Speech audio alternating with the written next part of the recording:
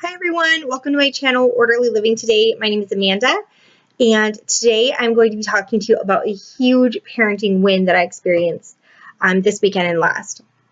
So in order to explain why this was so significant, I do need to tell you we are one of those crazy parents that don't let our kids have screen time unlimited.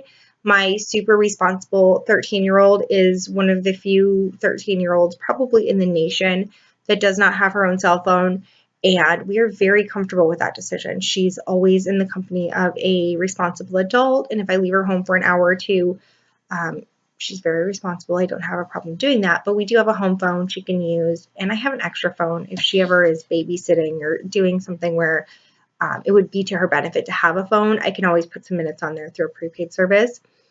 But for the most part, we are very, very comfortable with the decision to limit her cellular use.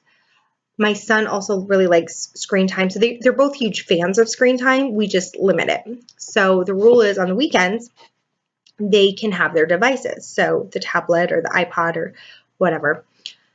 And the battle is always getting them to do other things besides the screens. So they know that it's limited. They know that they don't get to watch 12 hours of Netflix on the weekend just because it's a Saturday, but it's always a struggle.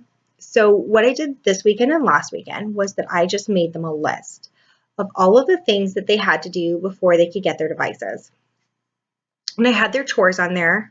So, cleaning and making their beds and cleaning the cat boxes. Then I also had other things on there that should take priority over screen time and should be done as a priority before they reach for their devices. So things like calling their grandparents, they're at the age where they should be responsible for trying to build and maintain a relationship with their grandparents. So that's something they should be doing. I told them to be creative. So they had to do something creative. My daughter plays piano and my son plays the drums. So they could do that. They both like to draw and color.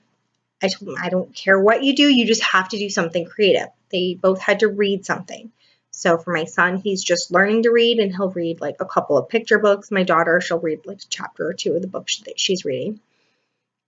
But it enabled them, I had play outside, play with your pets, and not a huge list, probably 6 to 8 items that they needed to complete before they could get their devices. And it worked so well because they knew exactly what they were working for. It enabled them to simply go through their list, do everything on the list, and then they were able to have their devices.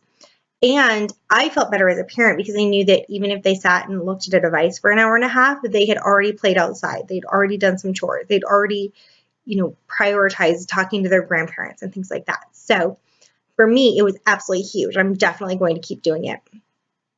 I also found that because it worked so well for them, I was trying it for myself because I definitely can go down the YouTube rabbit hole or get lost in social media and neglect other priorities, things that if I were to stop and think and plan, know that like I want to send some emails today or I need to take care of doing, reading a chapter in a book I'm reading or reaching out to a friend and arranging to have lunch or whatever it is.